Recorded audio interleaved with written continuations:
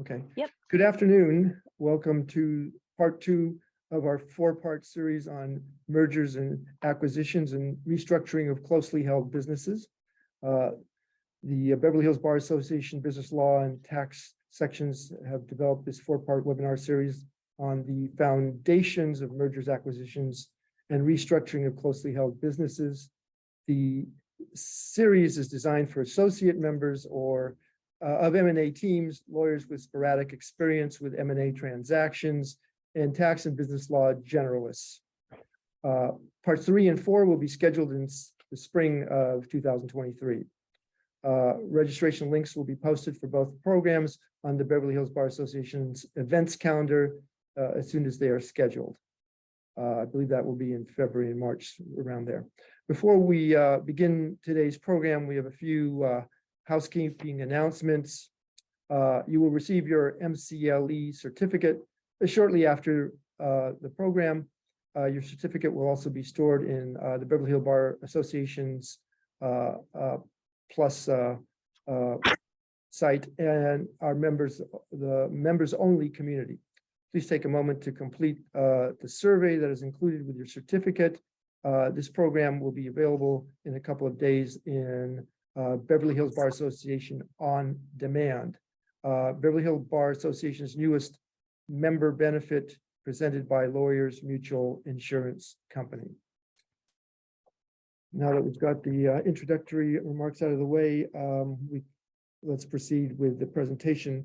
We have the topic is a very large topic, and we can only generally briefly cover all of the various issues. So we ask you to hold any questions to the end or email us. And also, we won't be going into great depth because many of these topics can be easily an hour just in and of themselves. So this is basically an overview of the various types of tax issues that arise when you're buying, selling, or restructuring a business. Starting with the, well, here we have a table of contents of what we're going to cover here. So the first issues will be kind of the threshold business questions from the seller's perspective, from the buyer's perspective, and then threshold tax questions. Business issues usually drive a transaction, although tax issues really should be considered hand in hand. Too often, clients figure out the business deal and then come to the tax lawyers at the last second, only to find out that it has adverse tax consequences and the deal can't be done, and a lot of time has been spent and wasted. So it's very important that tax counsel be involved right from the outset of any transaction. Then threshold tax questions, both from the seller's and buyer's perspective. Then we discuss tax factors in determining whether to structure as a tax-free transaction or a taxable acquisition. And then we cover briefly a list of tax due diligence issues of acquisition transactions. And then we cover taxable transactions, asset transactions first, and stock transfers transactions second, and comparing the two. Then a third transaction, which is a stock acquisition, which is treated as an asset acquisition, which is to benefit both the seller and the buyer sometimes when there's a conflict between whether to do an asset deal or a stock deal. And then we do the tax deferred transactions, tax-free reorgs, corporate reorganizations, and we will be covering the various alphabet soup types, type A reorg, forward triangular A mergers, reverse triangular A mergers, type B, stock for voting stock. Type A, of course, is the statutory merger type of transaction. Whoops, sorry, I jumped to the wrong page. So then we have type C, which is a transaction which is basically buying especially all the assets. And we have then type D. These are all acquisitive type of reorganizations. And then we have type E reorgs, which are recapitalizations. And we have type F reorganizations, which are basically reincorporations in essence. Those are the various types of acquisitive, tax-free, tax-deferred types of transactions. And then we will cover what are called tax-free divisions, where you want to, where a client wants to, let's say, spin off a division or split off a division or split up a division. Those are three different types of tax-free division, corporate divisive reorgs. And then we will cover briefly reorgs involving S corps. In fact, we'll probably cover that partly as we go along. And then lastly, section 1202, which is a kind of tax-free sale of stock, but you have to meet the qualifications of section 1202 to be able to exclude the gain up to 10 million or 10 times the basis of stock. So moving on to the very first issue, the threshold business questions. So sellers generally prefer taxable stock sales. So it's estimated that only around 1/4 of all purchases of private corporations are asset purchases rather than stock purchases. And of the reasons for that are several. One is that sellers want to avoid having to retain potential liabilities that the corporation has. So when they sell the stock, the buyer basically assumes the liabilities of the target corporation. Whereas with an asset acquisition, the buyer is only buying certain assets and specific liabilities that they're willing to take over, but they're not acquiring all the liabilities that might exist, known or unknown, of the corporation. Stock sales are generally simpler to do than asset sales because you don't have to necessarily get the consent of every third party or assign every single asset that may need to be assigned. Moving on, also, sellers generally want liquidity, and they're not willing to accept stock. Let's say it's a taxable merger where they're getting cash and stock of the buyer. Sellers usually don't want stock of a private buyer. And if it's a sale that would result in a loss, and they can't recognize the loss if they do a tax reorganization, then it's better for them to do it as a taxable sale. The only exception is if the buyer is a publicly held corporation. So those are threshold business issues. Megan, do you want to take from here with regard to the oh, I'm sorry, there's still a few more. Yeah, I forgot to mention also, buyers don't want to waste money on buying assets of a corporation that they don't really want, so-called unwanted assets. So they would rather do an asset purchase. For that would be another reason. And as we just mentioned, buyers don't want to assume the known and undisclosed liabilities. Although note that sometimes buyers, even when they do an asset purchase, can be liable under the successor liability theory imposed by courts, such as for product liability or environmental claims. These would be statutory successor liability issues. So there's a lower risk of assuming unknown or undisclosed liabilities if you do an asset purchase. And for a buyer, it's often better tax treatment, which I believe the next slide will get into. Megan, do you want to cover the threshold tax issues? Perfect. Yeah, thanks. And so as Stephen said, there's typically business issues that have to be addressed before someone goes forward with a transaction like this. A typical transaction can take, let's say, from 6 to 9 months on average. And there are a lot of sorts of difficulties and delays. First, you have to identify the target. The target might not want to sell itself. It might have unrealistic sales price expectations. There might be competition from other bidders. There might be issues with the target during due diligence. There might be a difficult negotiating process.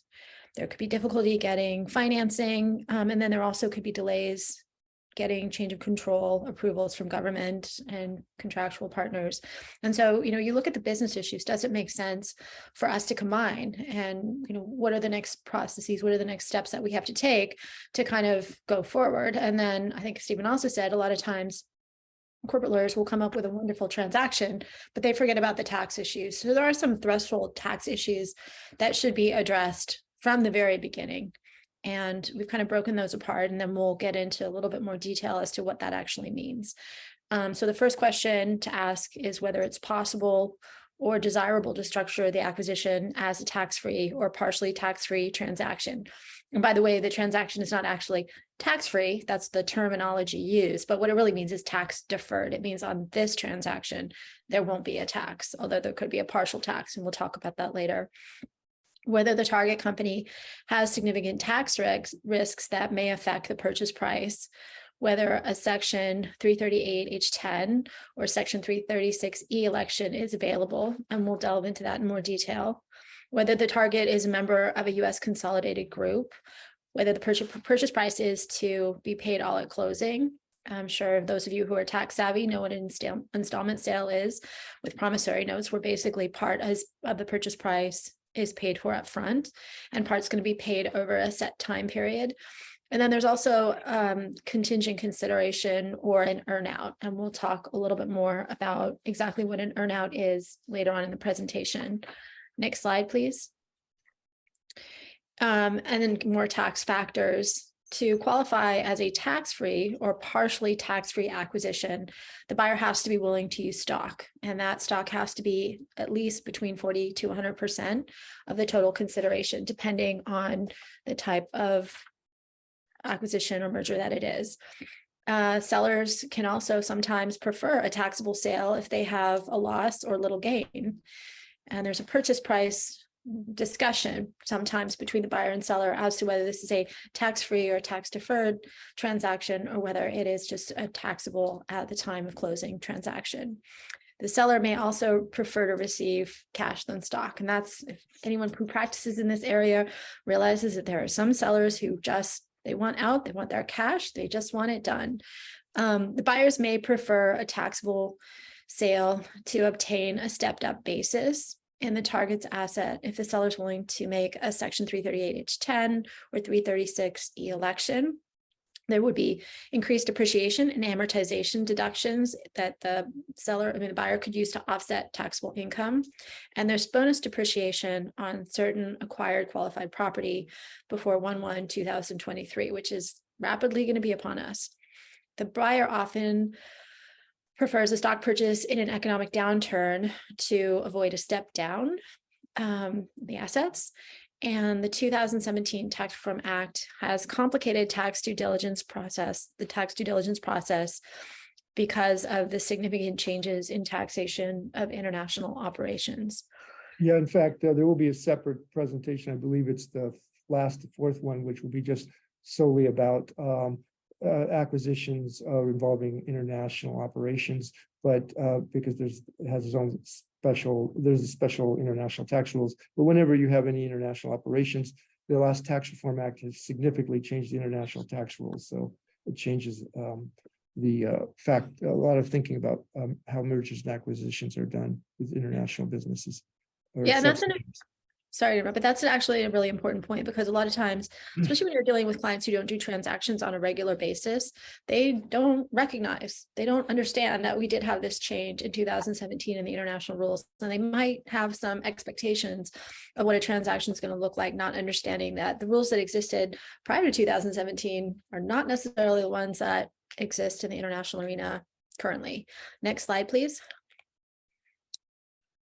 What are the objectives of the different parties? And so when we look at the seller, they're really looking at, is this going to be ordinary income to me, or is it going to be capital gain? A lot of times they would prefer tax deferral. They would prefer that the transaction is not taxable to them at the time of closing. Of course, that means that they are going to be taking a certain amount of stock in the buyer. And so they have to be comfortable with that, and due diligence has to reflect. I don't know. I feel like that's something that the buyers don't always think about. The sellers don't always think about. they get excited about a transaction and about getting stock, but you ask them, what do you really think are the long-term, like what's going to happen with this company long term? What are the long-term prospects for this company? And so that's really something to focus on. And they want to reduce tax, for example, have a single level of taxation, not taxation at the corporate and the shareholder level. The buyer, go ahead, I'm sorry. Right, that's an important one. Obviously, with a stock sale, there's just one level of tax to the shareholders selling the stock, and it's capital gain typically. 20%, maybe the net investment tax applies, perhaps the 3.8% tax plus state tax, but it's capital gain. Whereas if you do an asset sale, there could be assets with depreciation recapture, there could be receivables, so you could have some ordinary income, and therefore, if you're going to do an asset sale, and there's a double tax, that's the most important one. Corporations has to pay tax on the sale of the assets, and then on the shareholders have to pay tax on the distribution. Perfect. Good points. I guess that's in this. I'm sorry, I stole your thunder. It's on the. I'm probably covered on the second side of the slide. No, that's perfect. That's perfect. The buyer has slightly different objectives. They want to deduct, depreciate, or amortize the purchase price depending on the asset at issue. They also want to preserve tax attributes, which you can do better in a stock sale, including net operating losses. They want to avoid contingent tax liabilities, and that's really a big one. They want to integrate the buyer. They want to integrate the target with the buyer's tax structure. And we're not going to really go through that particular bullet point a lot in this presentation, but that's an important one to note. Next slide. Taxable versus tax deferred acquisitions. So in a taxable transaction, effectively you're using cash and debt. And obviously we all know, anyone who's got a tax background, that anytime you're giving someone cash, you're paying them cash for something, there's going to be some sort of a tax that attaches to that. And here the primary tax impact is going to be obviously on the target corporation. When you have a tax deferred transaction, that's where you're using stock. And as we talked about before, somewhere between 40 to 100% of the selling company's stock. And we'll get into the details of that, whether it has to be voting, non-voting, and all of that. And then also some cash. And cash is termed with that cute little name of boot, which we will also talk about in more detail later in the transaction. And so anytime there is boot paid, cash paid as part of the compensation, the total purchase price of the seller, that cash portion, even if the stock portion is not taxed at that point, the cash portion will be. The parties involved and discussed in this particular presentation are either going to be C or S corporations. And as we talked about, there are detailed rules governing what types of consideration can be paid and what specifically has to go from buyer to seller to get the different types of tax deferred treatment. So that's where we're going to talk about the A, B, C, D, and F mergers. Right. Next slide. Well, of course, sellers typically would like to defer the tax. So if they do a taxable transaction, they might be willing to accept notes and earnout payments, or notes anyway, for the sale, because they can, if it's on an installment basis, they can defer the taxable sale somewhat, or they can do a reorg that would qualify with a lower threshold of stock, where they could get maybe up to 50% in cash and the other 50% in stock. So these are all factors that clients have to consider. And yes, you're often going to hear a client say, how can I defer the tax on this? Well, that's and what are the factors to think about? So these are the various factors, and it's just a question of what client feels comfortable with. So moving on, this is just a partial list of tax due diligence checklist, if you will, in an acquisition transaction. I'm not going to spend much time on them. There's other items to add to this list. Suffice to say, there are a lot of issues that really need to be looked at carefully to make sure that nothing has been overlooked. So you want to get at least 3 years of all tax returns, income, sales, payroll, use, property, etc. You want to take a look at the corporation's tax liability reserve. You want to see what audits they've had and extensions, the things you'd logically think of, any open tax years, any tax claims by tax authorities, of course. Look at the accounting methods of the target corporation. You review any of the acquisitions or deals that the target corporation has made.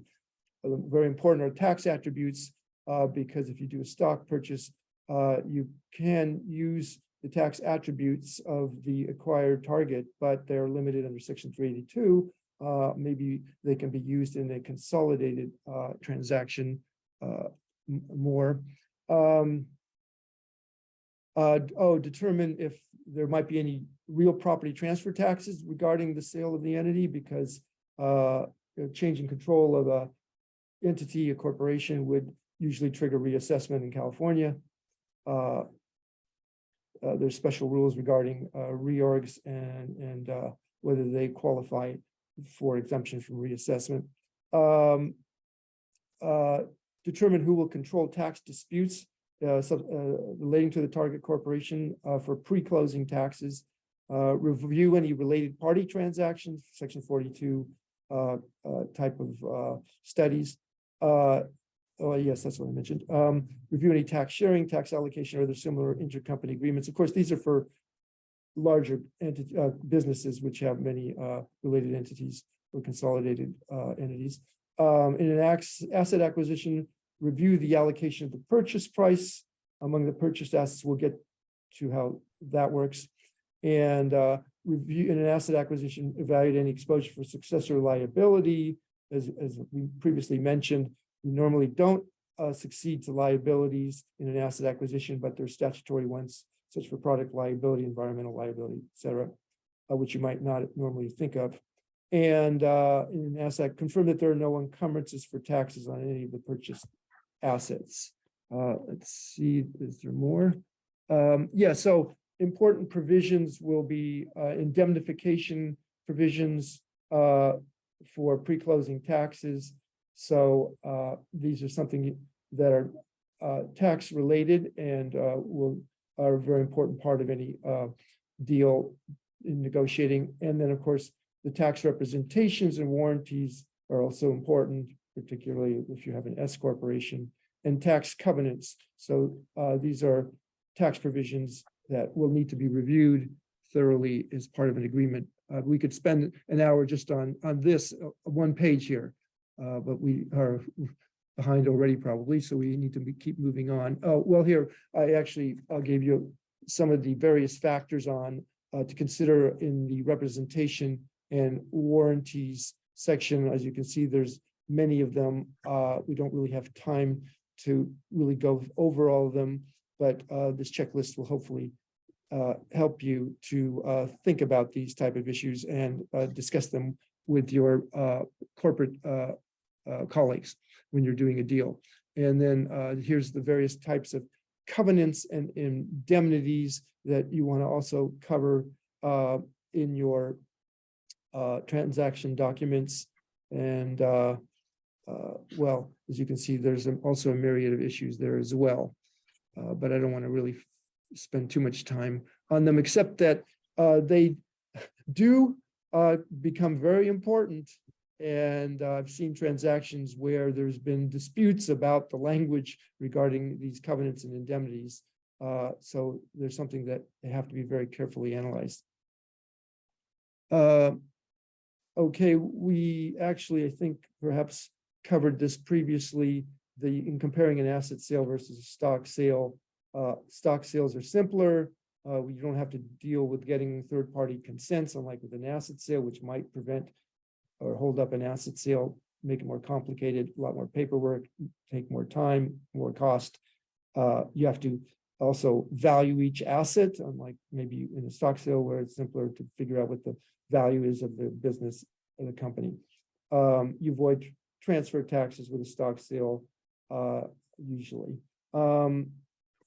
Let's see, and also with an asset sale, you have the advantage that you don't end up buying unwanted assets. And as we mentioned, you're not liable for all the unknown liabilities of the corporation if you buy the stock. So those are the fundamental factors we've covered before.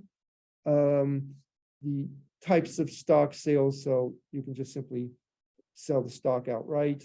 You can do a so-called 338 H10 stock sale, which is treated as an asset sale followed by liquidation. And that's important, particularly for S corps. Doesn't work so well for C corps because they're double tax. And taxable reverse subsidiary mergers are treated as stock sales. And then with an asset sale, well, you can just do a straightforward asset sale, or you can do a taxable merger where a large part of the consideration or all of it is cash, and it will be in effect treated as an asset sale. Let's see. Now focusing on asset transactions. So we mentioned tax consequences to the seller, the corporate seller.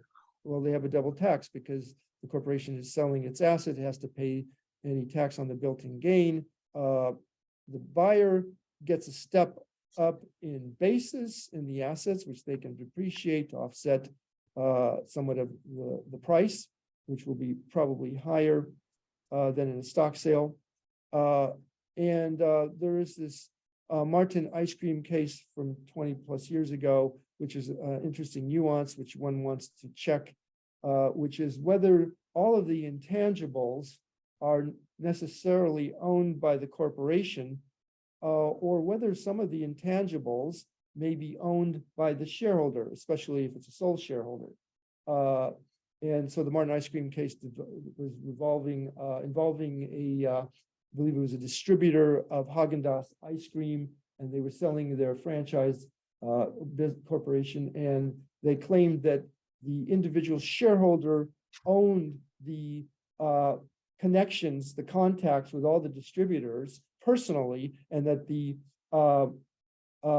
rights to those distribution rights were not owned by the corporation, and therefore the sale did not result in a double tax with respect to the intangible value of those distributorship rights.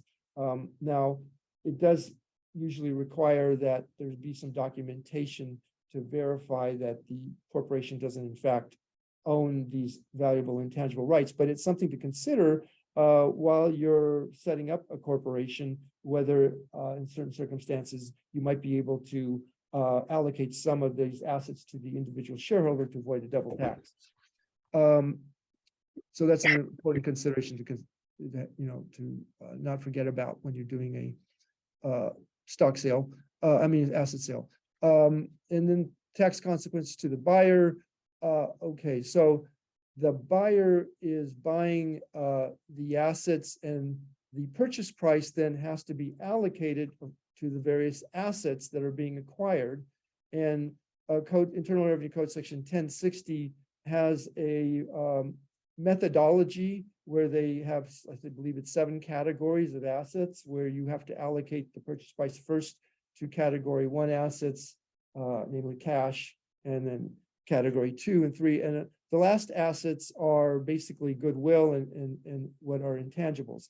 And often the value of a business is predominantly that of goodwill, and they will be allocated last.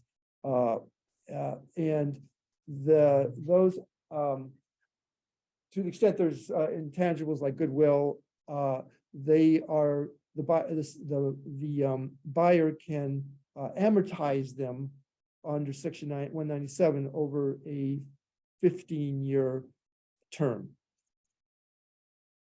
So the bottom line here in evaluating whether to do an asset transfer, a sale versus stock sale, is to kind of figure out, well, where do you end up financially at the end of the day? And as I mentioned, corporate seller is going to want to do a stock sale because there's only one level of tax, whereas in an asset sale, there's going to be 2 levels of tax. So the corporate seller is going to want a higher purchase price, and that will have to be negotiated. And then, of course, there's the issue of liabilities always lurking out there. let's see. So here we just have a diagram of what we've been discussing, and the buyer is using a subsidiary to acquire the target, creates a new subsidiary to acquire the target, and it's a direct purchase of assets. The target corporation is the acquirer takes the basis in the assets equal to the purchase price under section 1060, which it can depreciate or amortize if it's goodwill, and the target is liquidated into the is no longer ceases to exist.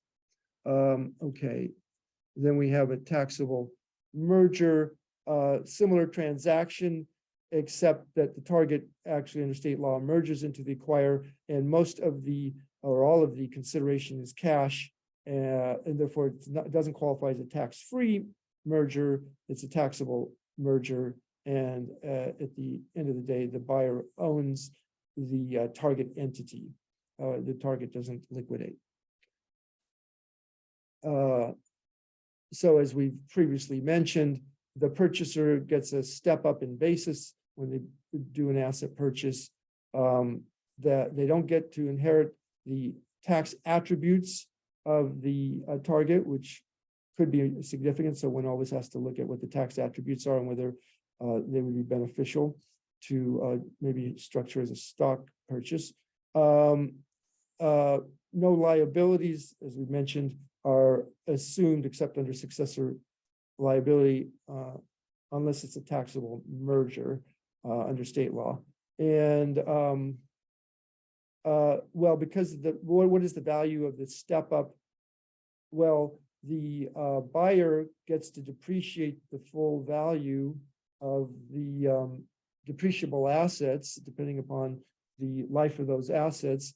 They're getting a deduction. It's actually not 35%, but 21% now. The corporate tax benefit for a federal, and then of course for California, it's 8.84%. So that has to be factored in and computed as to what the benefit of that is.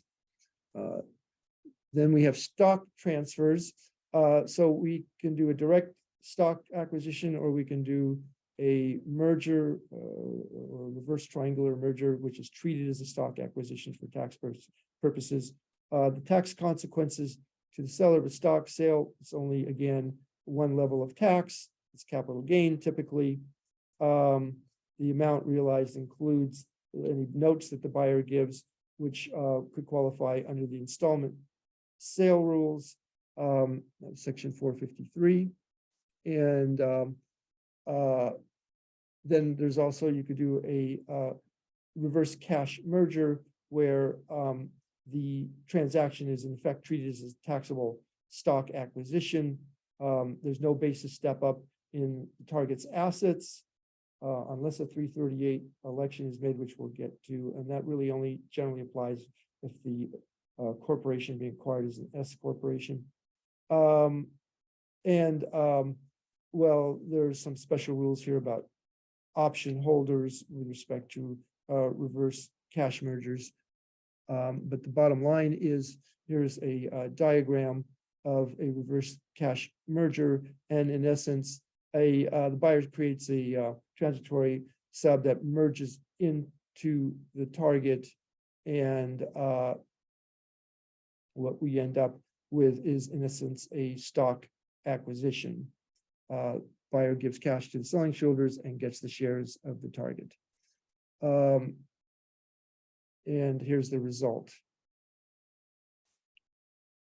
And here's another summary of the basic consequences. The selling shareholders, they recognize gain or loss on the sale of the shares for cash. And the buyer gets a cost basis in the shares, but no step up in basis in the shares, the assets of the target. And there's a limitation. Well, the tax attributes are carried forward with the target that's been acquired, but they're limited under section 382 as far as how much of those losses, let's say, can be used or other tax attributes. To the extent that the transaction is paid for with notes, the notes could qualify under the installment sale rules for deferral. To the extent that the note exceeds $5 million, there's a special interest charge on the installment notes. There's ways to get around that by sometimes if it's husband and wife, they could each sell separately up to 5 million, or they could do it the installment sale 1 year after another, like in December of 1 year, and then sell another 5 million for a note in January of the following year to get around this special interest charge rule. If the seller pledges the buyer's note, that will accelerate the installment note. So that's these are special rules where you have to be aware of that you would accelerate the installment note and actually result in immediate tax. Installment sale rules apply automatically unless you elect out, and sometimes the seller may want to elect out if they have expiring NOLs, which they would otherwise lose. Let's see, tax consequences to the target corporation. There are none.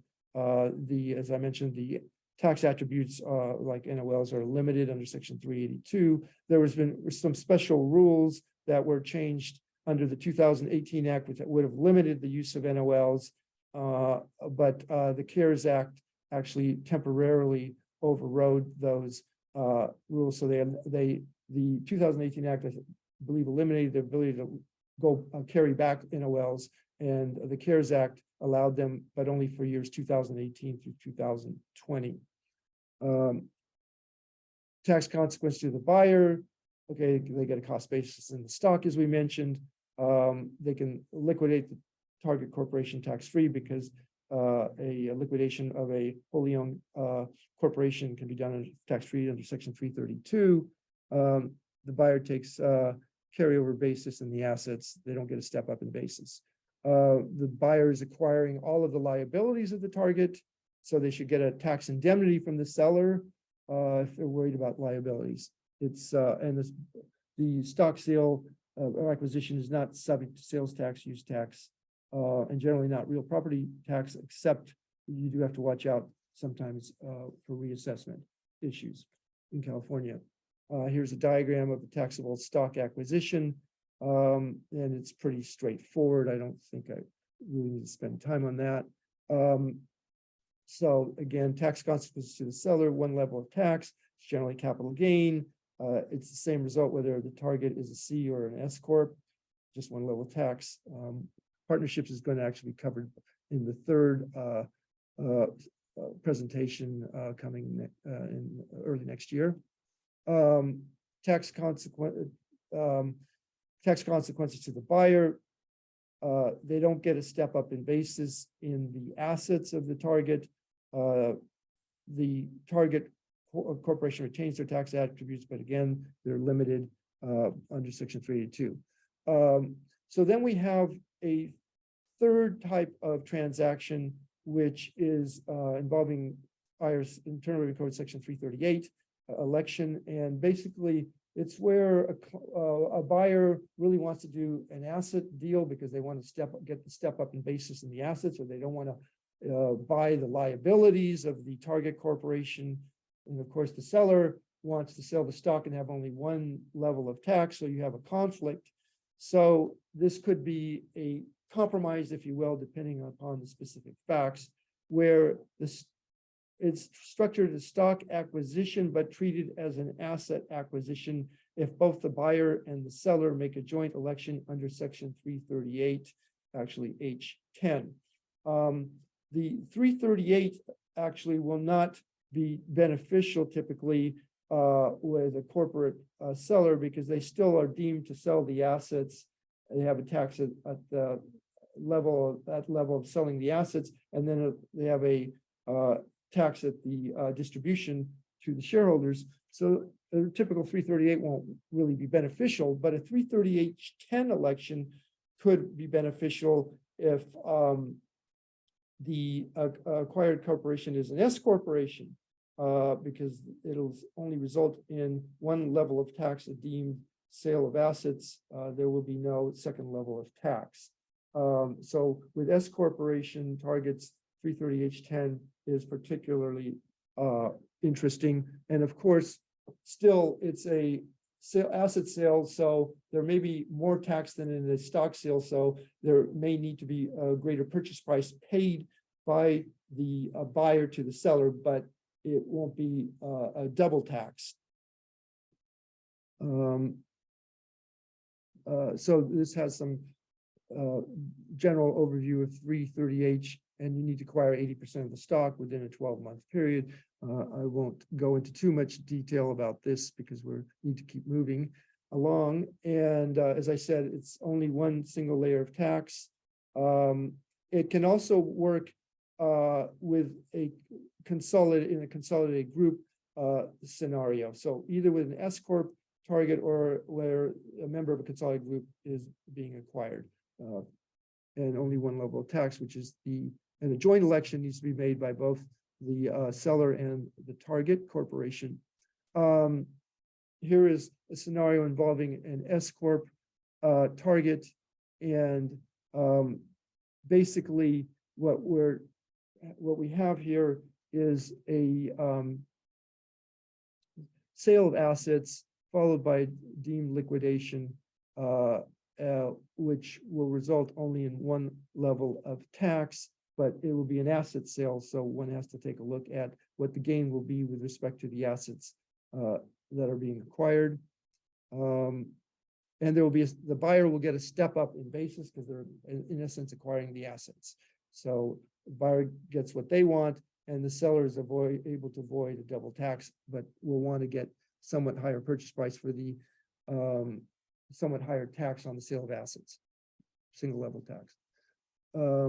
And then it can also, the 330H10 election is also useful in a consolidated group scenario. I'm not going to spend too much time on this. It's not that often used consolidated, except with bigger corporate structures. 336E is another type of transaction. It's similar to a 330H10. It's used when you're unable to qualify for a 330H10. So the differences are in a 330H10, the purchaser, the acquirer has to be a corporation, whereas in a 336E, the acquirer does not have to be a corporation. In a 336H10, the acquirer has to be a single corporation, whereas with a 336E, there can be multiple acquirers. The 330H10 has to be made by all the S corporation shareholders and the acquirer. In the 336E, it only has to be made by all the S corporation shareholders and the target. You need to make a 336E election also, as mentioned. So there's differences, as I just pointed out, where 336E can be used when a 336H10 cannot. I already mentioned the 336E can also be used with not only an S corp scenario, but also in a consolidated group scenario. This is more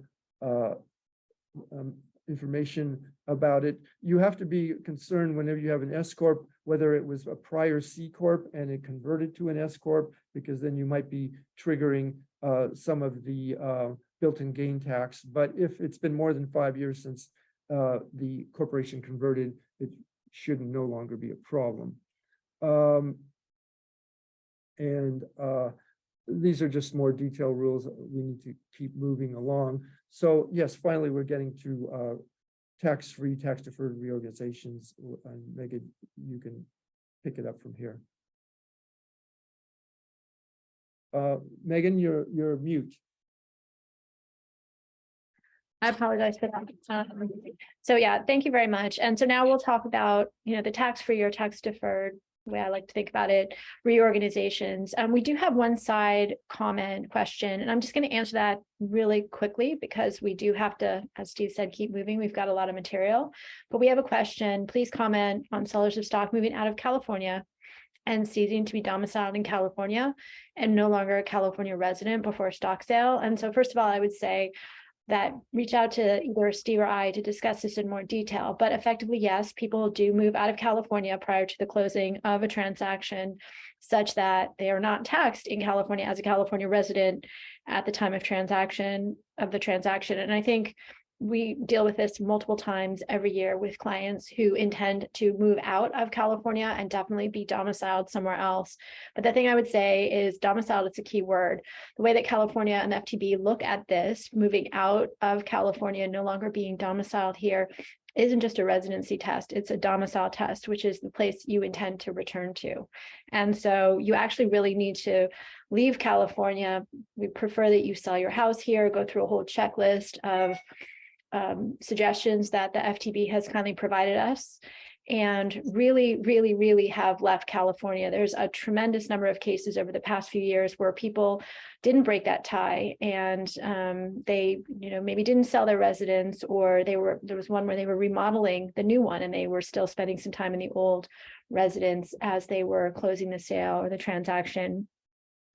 And then there are certain industries where it can be difficult, like we've dealt with musicians selling music catalogs, and you have to actually not just leave California, but establish a domicile somewhere else. And it's hard for certain people in industries where they travel a lot to actually really establish a new home somewhere else. Bring your dog, bring your kids, find a new doctor, a new health care provider, a health club, all of that, register to vote. And Steve, you also have the issue, even if you do move out of the state and create a new domicile, what is the source of the income when you sell the stock of a California corporation? that is a very To the good extent that business is outside of California, you might be able to perhaps avoid some of the tax you would pay if you were still a California resident. In fact, the FTB, I think, just came out with some recent rulings regarding persons who've moved out of California where they continue to own their trade or business, I believe, through a LLC in California. So the source of income will be a key issue.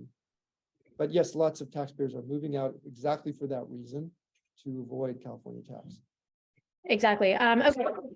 For reorganizations. And so here we're going to go through really quickly what the different types are, and then we're going to delve into them more deeply. So first is the type A reorganization. And that basically is a merger or consolidation that's effected under a state or foreign statute.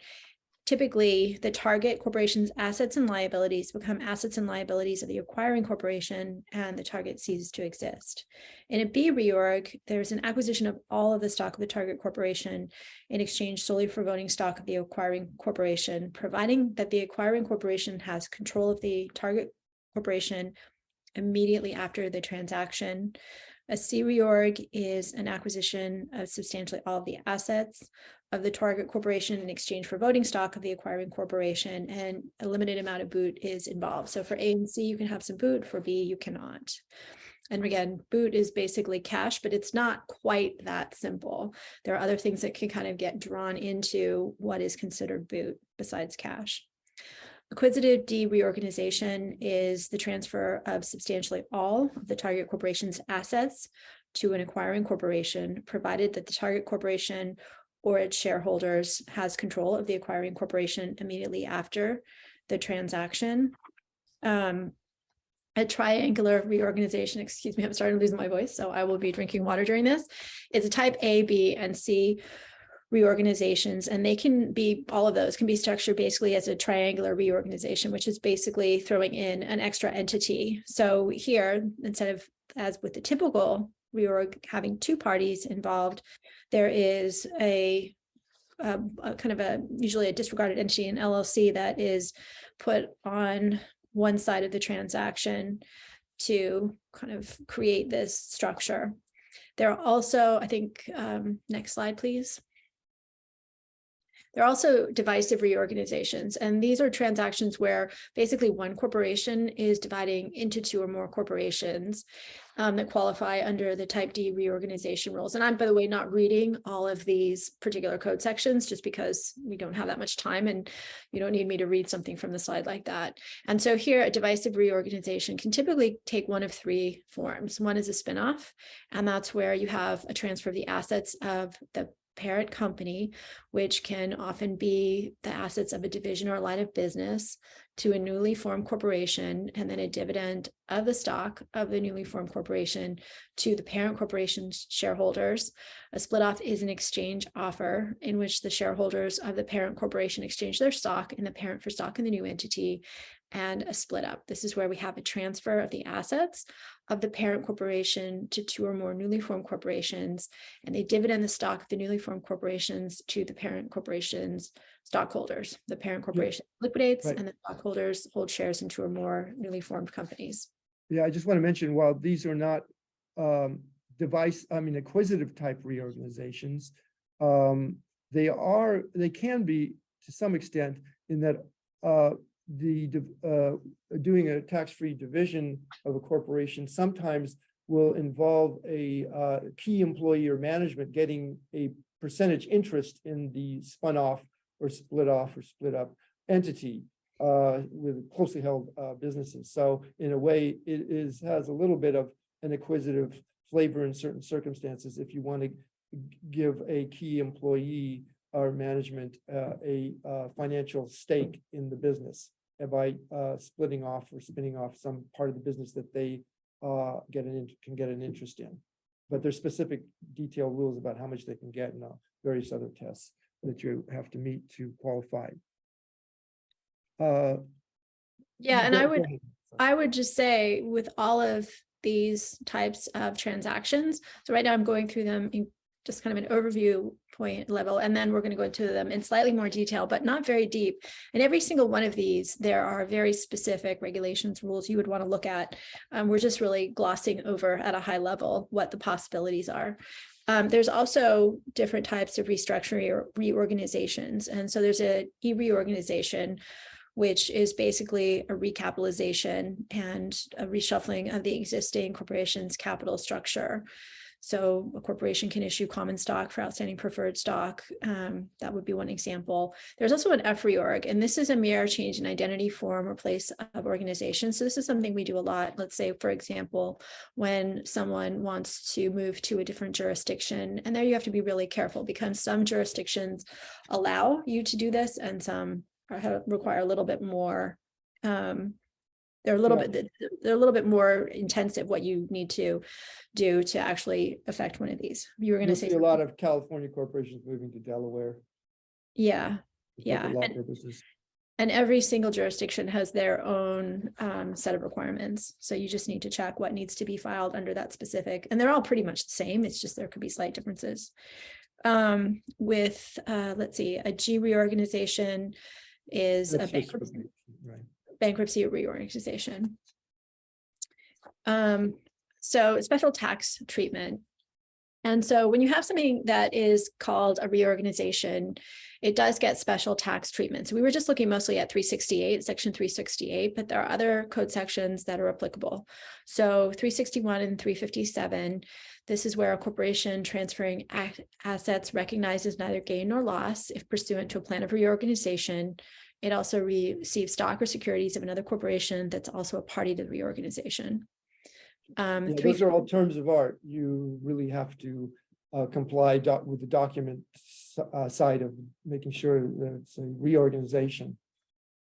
And that's where there's really a melding of corporate and tax law in a lot of the requirements to affect one of these transactions. You have to understand both elements.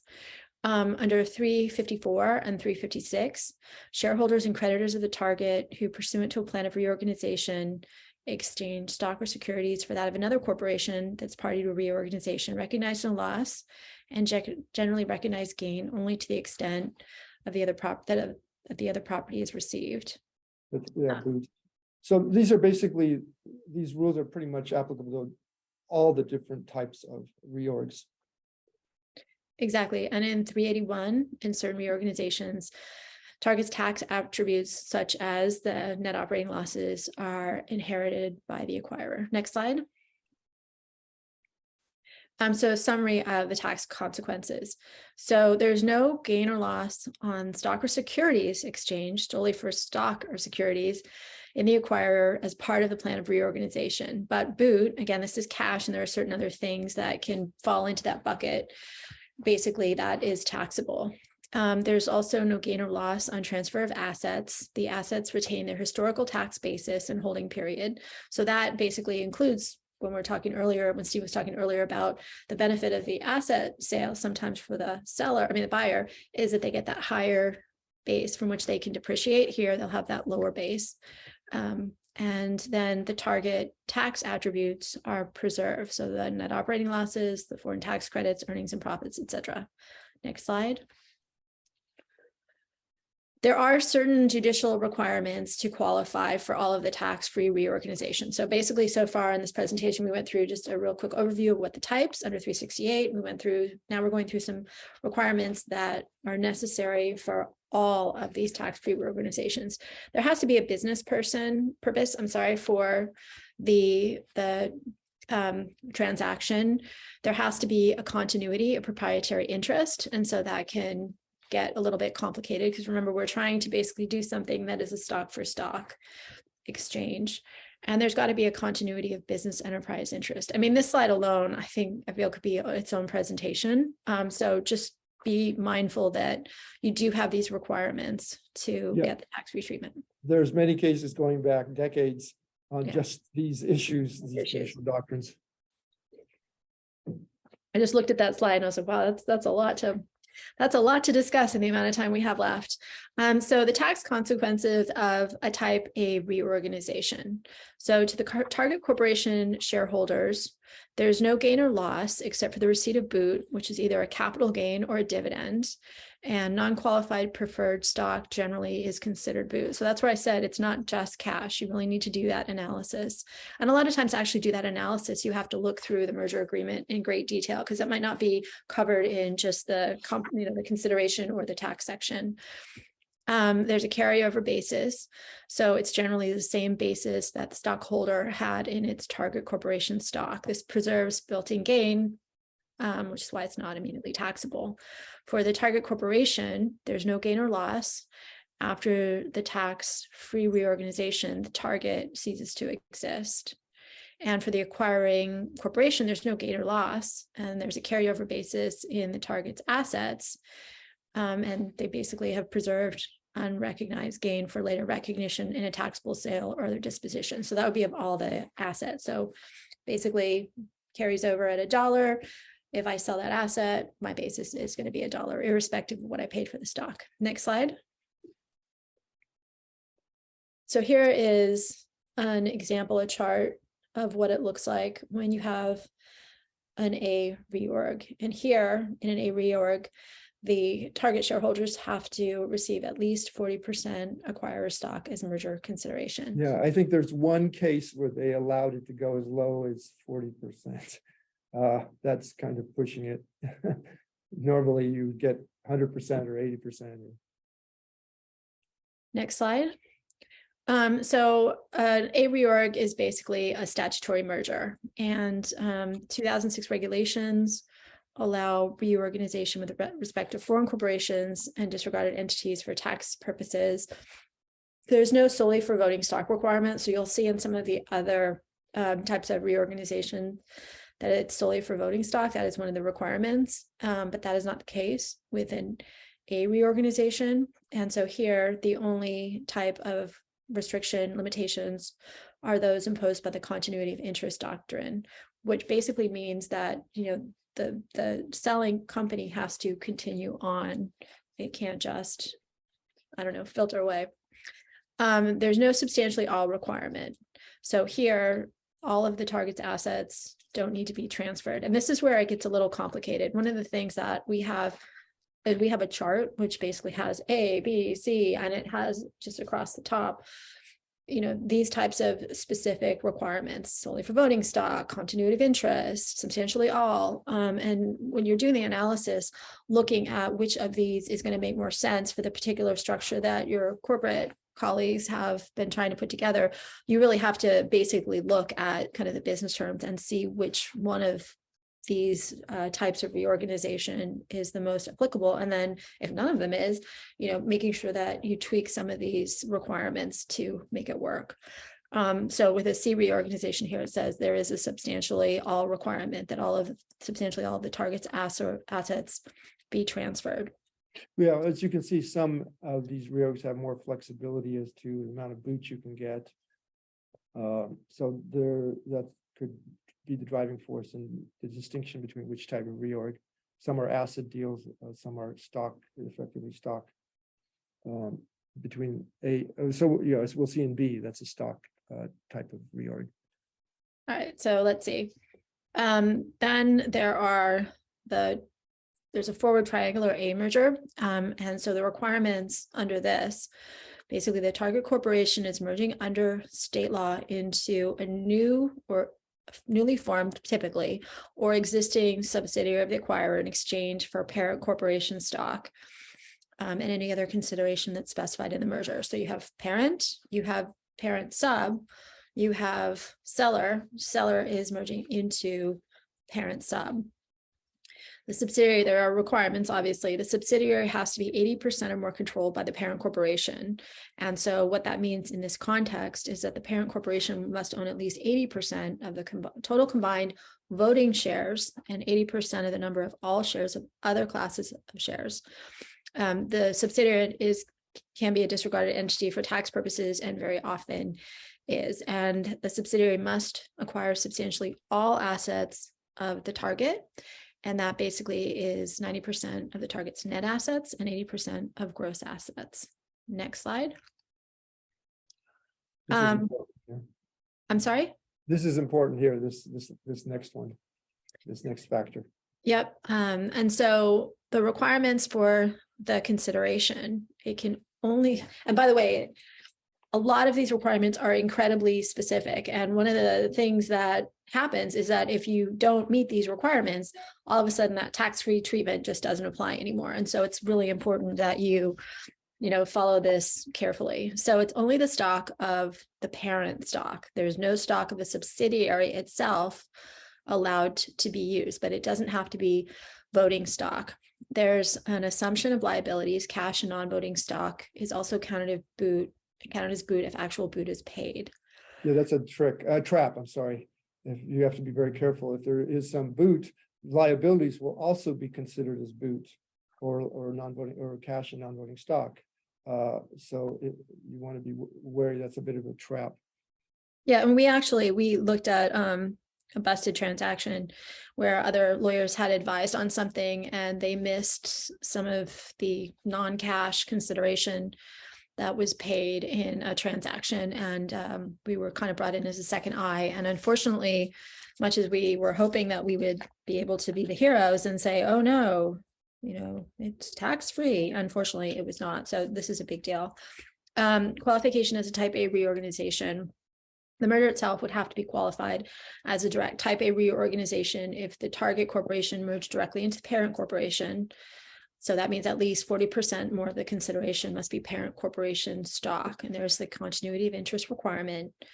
And the transaction must also meet the continuation of business interest, business enterprise, and business purpose requirements. The acquired assets and subsidiary stock can be dropped down to a sister or second tier subsidiary, and the target itself must liquidate at the close of the transaction. Next slide, please. So this is what I said about what happens if you don't get those requirements met. Then this would be considered if a failed type A forward subsidiary merger is deemed asset sale. So what are the tax consequences of a type A forward subsidiary merger? For the target corporation shareholders, there's no gain or loss except for boot, which is taxed either as capital gain or a dividend. non-qualified preferred stock generally considered boot. We'll see consistency of some of these things. There's a carryover basis. The target corporation shareholders take a carryover basis in parent corp stock. And so you're preserving built-in gain for the target corporation. There's no gain or loss. After the tax-free reorganization, the target corporation ceases to exist. For the subsidiary corporation, there's no gain and loss and a carryover basis in target's assets. And for the parent corporation, there's no gain or loss. Next slide. So there we have basically a chart of what happens in a forward triangular merger. Next slide. So here, before the enactment of 368A2D, a merger of target into sub in exchange for parent stock did not qualify as an A reorg.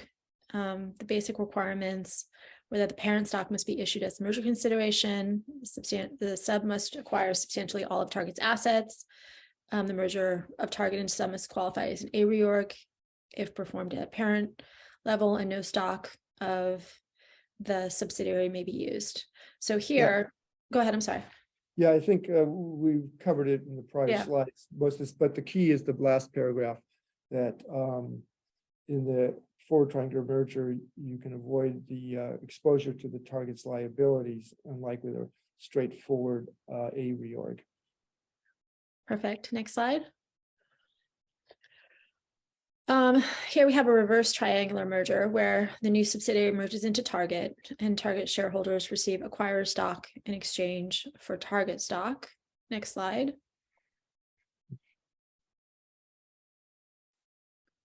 And so here, basically, the Target shareholders surrender the amount of stock that represents control of Target in exchange for parent stock, after which parent owns substantially all of Target's assets.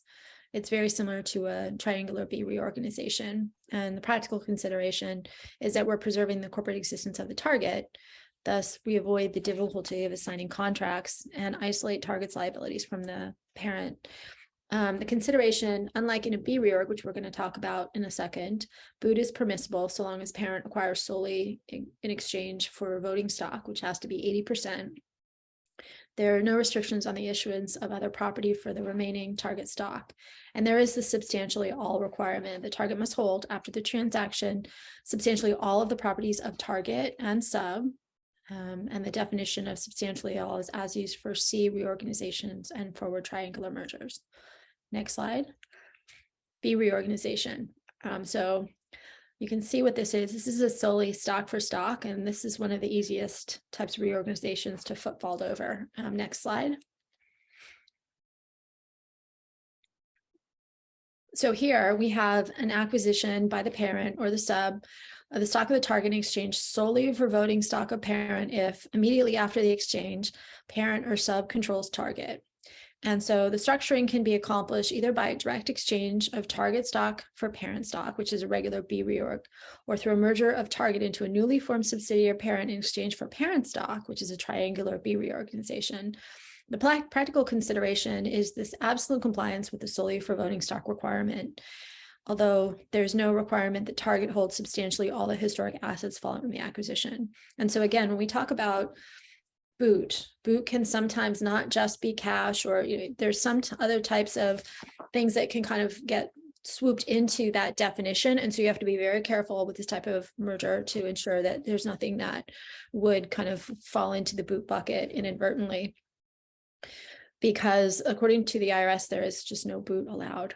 Okay, sorry, next slide. For a C reorg. And so here we've got Target transferring its assets and liabilities to acquire in exchange for acquirer voting stock. Target then liquidates, distributing acquired stock to Target shareholders. In a triangular C, Target transfers its assets and liabilities to acquirer in exchange for voting stock in a corporation that's 80% controlled by the acquirer. Next slide. So here, again, we have the requirement of substantially all of the properties of Target in exchange solely for voting stock or acquirer, or if the sub is the acquirer, in exchange solely for parent stock. The amount of permissible boot can't exceed 20% of the fair market value of the assets, and that includes any assets of target that were not transferred to acquirer. In applying the 20% exception, liabilities assumed are treated as cash boot, but only if other money or property is received. So with voting stock, that doesn't include warrants, options, convertible debt, or other similar instruments. To be voting stock generally must have the current right to vote in the election of corporate directors. And here again, we have the substantially all requirement, and the way that we determine that is looking at all relevant facts and circumstances, not simply the percentage of assets transferred. Next slide. Yep. Oh, okay, so I'm just going to really quickly, because this is such a big topic. I just want to really quickly go through the other types of reorgs and take just a couple minutes. And then I'm going to let Steve address earnouts. And so with the type D reorg, again, we have the substantially all requirement. So it's the same test as for C reorgs. That would be 90% of target's net assets and 70% of gross assets. There's a control requirement, target corporation or its shareholders or a combination, at least 50% of the total voting power or 50% of the total number of shares of all classes. Permissible consideration requirement, you can have voting stock plus up to 20% boot, and assumption of liabilities, cash and non-voting stock are also counted if boot is counted as boot if actual boot is paid. The target corporation must liquidate and distribute acquirer's stock to its shareholders. You can drop down to an 80% owned subsidiary, that's permissible. There's an overlap with C reorganizations. So there's a tiebreaker if a reorganization qualifies as both a C and D reorg. If so, it'll be treated as a D reorg. The tax consequences of type D reorganizations to the target corporation shareholders, there's no gain or loss except for boot, taxed as either a capital gain or a dividend. Non-unqualified preferred stock generally is considered boot. There's a carryover basis. Again, it's the same basis that the shareholder had in its target corporation stock, so we're preserving built-in gain. The target corporation has no gain or loss after the tax-free reorganization. The target corporation ceases to exist. The acquiring corporation has no gain or loss and a carryover basis in target stock. The receipt of a carryover basis preserves the unrecognized gain for later recognition in a taxable sale or other transaction. When we see the other ones we talked about at the beginning, the E, the F, and the G, those are a lot less common out in the real world, except for the F reorganizations, which we do a lot for me personally, when we're moving jurisdictions. And it's not just moving jurisdictions internally within the United States, it can also be an international, like a domestication or other type of transfer like that. And obviously the inversion rules apply if you're taking a corporation out of the United States, and that would, anything along the international front will be covered in that separate presentation. But I just wanted to mention that quickly. I'm going to let Steve talk about earnouts, but I know we do have a really good comment in the Q&A where we have one of our participants basically letting us know that attorneys should be careful of special rules for deferred or installment sales in healthcare transactions. The rules are different under federal fraud and abuse and anti-kickback laws. So thank you for providing that, Steve. Yes. Just before I move on to earnouts, I just wanted to mention the tax-free reorg rules. You don't really see used that much in small, closely held business transactions. I mean, as we mentioned, a buyer is not going to want to get stock. A seller's not going to want to get paid in stock of the buyer unless it's a publicly held company. And that is what everyone hopes happens when they do a startup, that some big company will come and buy them out. And so then these types of transactions, tax-free reorgs, become relevant, but they're usually driven by the buyer because they have more clout. But obviously a seller needs to know what these rules are, because they can get, even in a tax-free reorg, certain amount of consideration as in form of cash or liquid funds. And in fact, as much as 50%, or well, there's one case where you can get as much as 60, I guess. So there is some flexibility in doing a tax-free reorg in still getting cashing out to some extent. But most transactions, buyers want to do, as we said, asset transactions because they want to get a step up in basis, or they're going to give notes to defer, not have to come up with all the cash at once. Okay, so that's where earnouts come into play because, often it might be difficult to value what the real value of the business is. The seller says it's worth more, the buyer says no, then they agree, well, okay, the buyer will pay more if the business actually meets certain milestones. So this is using the use of earnouts is fairly typical and common in asset purchases or even stock purchases, taxable asset or stock purchases. But there are lots of traps and dangers as to how those earnouts are actually determined, and there is frequent litigation about the earnout. So that is we could spend a whole hour or two just talking about the issue of earnouts, but suffice to say that it's an issue that needs to be very carefully analyzed, and you really need expert advice on just the earnout provisions in a transaction. So as I mentioned quickly there's some factors like what triggers will trigger the earnout, the thresholds, what standards are used, the length of the earnout, and indemnity provisions. So this is a very important area in any kind of taxable transaction. Installment method, as I previously mentioned, they go hand in hand with earnouts. Also, as you're getting paid on the installment basis. And the installment rules, there's some special installment sale rules pertaining to earnouts that one has to be aware of also, and how they're how the taxation of the earnouts are determined as you get paid. But that too is another hour just in itself.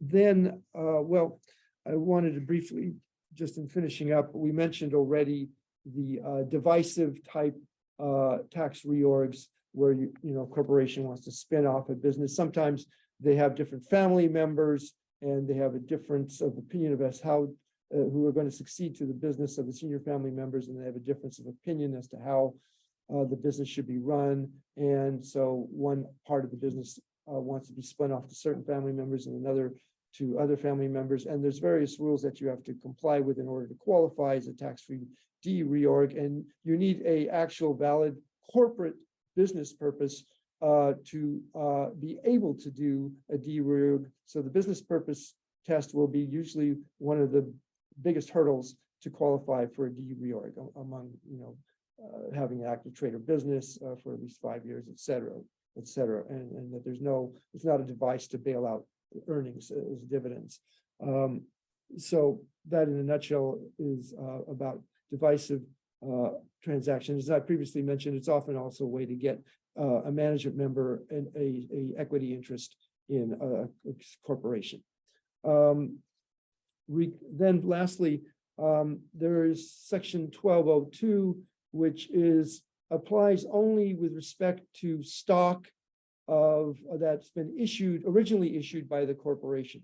So if a founder of a corporation, and it has to be a C corp, although there's very complex rules where you can kind of merge into a C corp. But if there's a C corp and you have originally issued stock, it doesn't necessarily have to have been actual stock. It could have been options given by the corporation when the corporation was initially formed, or subsequently. It's originally issued by the corporation. It qualifies under 1202, and you can exclude up to the greater of $10 million of gain, or 10 times your initial tax basis in the shares that you acquired. And there's complex ways where you can stack that $10 million exclusion by, let's say, transferring your shares. If you have $20 million of built-in gain, and you can only exclude 10 million, you could transfer it to an irrevocable trust, $10 million of value, and that irrevocable trust could be the benefit for your children, and that irrevocable trust, if it meets the 5-year holding period, et cetera, could then also exclude $10 million of gain, and you could set up multiple trusts. And there's a myriad of ways of increasing the exclusion of the $10 million of gain from taxation under Section 1202. But And it applies to certain types of operating businesses. So like for Right. lawyers, if we have a law firm, it doesn't apply, sadly. And then the other thing that's important, there can't have been too many redemptions during a certain time period, and you can roll it over. And so a lot of times we've had startup clients who they sell their company in a stock for stock transaction, and they haven't met the 5-year holding period that's required. And so you can look at it one of two ways. If it's another company that buys you that's a qualified small business corporation under the 1202 rules, then basically that growth continues. And so that 5 years can continue with the appreciation in that new stock counting towards the QSBS amounts. With the company that buys it that's not QSBS qualified, at that point you kind of stop the growth. And so let's say you held it for 2 years, the growth, the value up to the 2-year period is considered part of the QSBS rules, and then what happens after is not.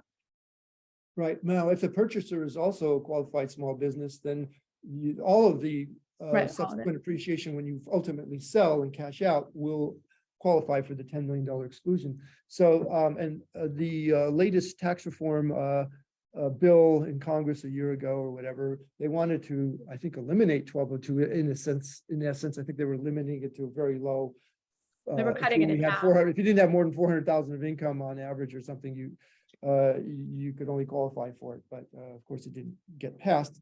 And it should be noted, this is 100% exclusion of the 10 million if, and this is important, that you got the stock after a specific date starting in, I think, 2009 or 10. If you acquired the stock before that, then there was a 75% exclusion and you were subject to AMT. And if you acquired it even before some date in 2009, you only got a 50% exclusion. So the 100% exclusion has really been only around since, I think, like 2010. So if you need to be aware of these tricky rules. And as Megan mentioned, there's a lot of service type businesses that do not qualify for 1202 treatment. So you really have to run the gauntlet in determining whether a corporate stock really qualifies. And they're very tricky rules. There's been several private letter rulings on whether something qualifies or not as a service business or a broker business, et cetera. But it's something that you should be aware of, because with smaller entities or even not so small entities, they can bifurcate the gain among different related types of trusts and things and exclude a very significant amount of tax. Unfortunately, California is not conformed to the federal Section 1202, so there is no exclusion for California purposes, although lots of other states have. So, go ahead. Go ahead. I'm sorry. I was just going to say, I think we left a few minutes for questions, not a lot. Oh, did we? Okay. Are there any more questions that you see? No, I think that's it. And so I guess thank you very much for attending. I'll let Steve close it out, but I just like to say thanks. And like I said, if you have any further questions for either of us, feel free to reach out. Right. So I think we covered all the different factors and comparisons, whether to a stock sale or an asset sale, and when a tax deferred type of transaction could work, and then alternatives like Section 1202, et cetera. So there is a smorgasbord of different types of transactions to consider in any kind of asset or purchase or stock purchase transaction.